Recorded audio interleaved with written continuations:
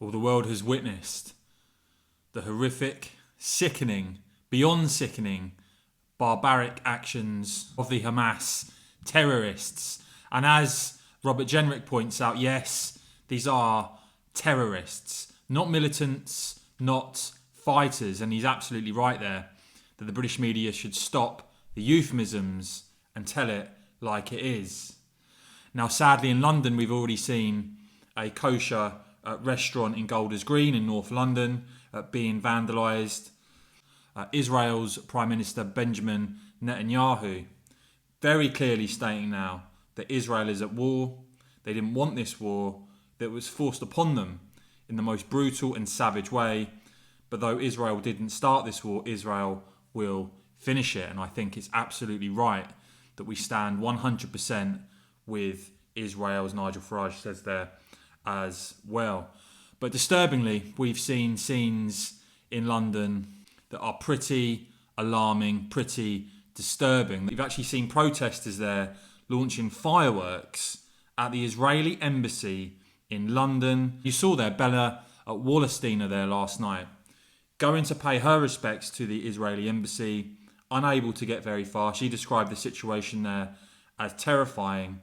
And she said that her grandfather fled to Britain from Nazi Germany. She's proud to call this country home, but that what she witnessed outside the Israeli embassy has no place in a civilised society. She describes those who attended as being deluded and malign, and that their actions will do nothing for Palestinians. Ben Kentish, they're also asking the question that can you imagine if 2 days after the Bataclan attack, thousands of people in London had gone to protest outside the French embassy? No, you can't.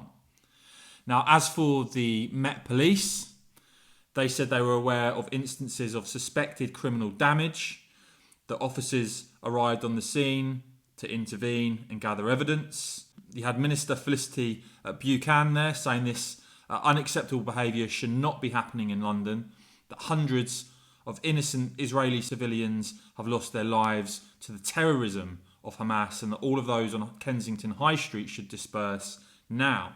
Now, subsequently, the Met actually put an update out and said they'd made 3 arrests, that further inquiries are underway, and that Londoners are seeing more officers on the streets to assure the public with an enhanced visible presence in Jewish communities. After those disturbing scenes that we've seen in London, you've had the likes of Michael Deacon and The Telegraph pointing out that when Suella Braverman said multiculturalism had failed, this is exactly what she meant. That on the streets of Britain there are mobs celebrating the attacks on Israel. Do liberal pundits get it now? Well, don't hold your breath.